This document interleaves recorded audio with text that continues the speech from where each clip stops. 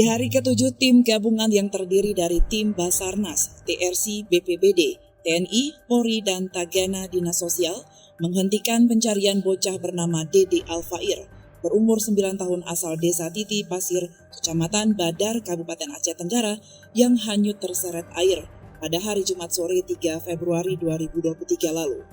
Dalam standar operasional prosedur, tim gabungan hanya melakukan pencarian sampai 7 hari. Pencarian telah dilakukan secara maksimal oleh tim gabungan.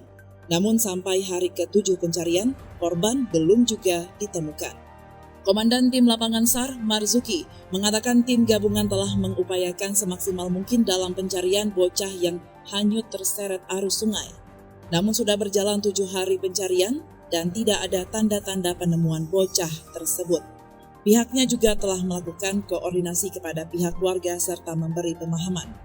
Penghentian pencarian ini tidak semata menghentikan pencarian, Basarnas juga telah melakukan koordinasi ke kabupaten tetangga seperti Aceh Singkil dan Subulu Salam karena aliran sungai Kali Alas ini langsung terhubung ke kabupaten tersebut. Untuk pencarian anak yang hilang atas nama Dede Alfair itu sudah dilakukan selama 7 hari oleh tim. Untuk kelanjutannya kita tunggu arahan dari pimpinan di Banda Aceh. Nanti kita lihat hasilnya. Untuk pencarian hari 7 kemarin sudah kita lakukan penutupan. Untuk pencarian selama 7 hari kita tidak menemukan tanda-tanda apapun pada korban. Koordinasi terhadap keluarga kita sudah menjumpai pihak keluarga untuk istilahnya pencarian korban atas nama anak yang hilang tersebut. Kita sudah menyarankan kepada pihak keluarga agar apabila orang itu ingin melanjutkan pencarian, maka kita mempunyai prosedur untuk pencarian kelanjutan.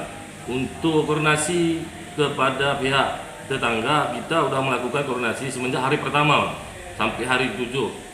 Dan sampai saat ini tidak ada tanda-tanda sama sekali di pihak tetangga kita. Dari Aceh Tenggara, Al Mujawadin melaporkan untuk Puja TV Aceh.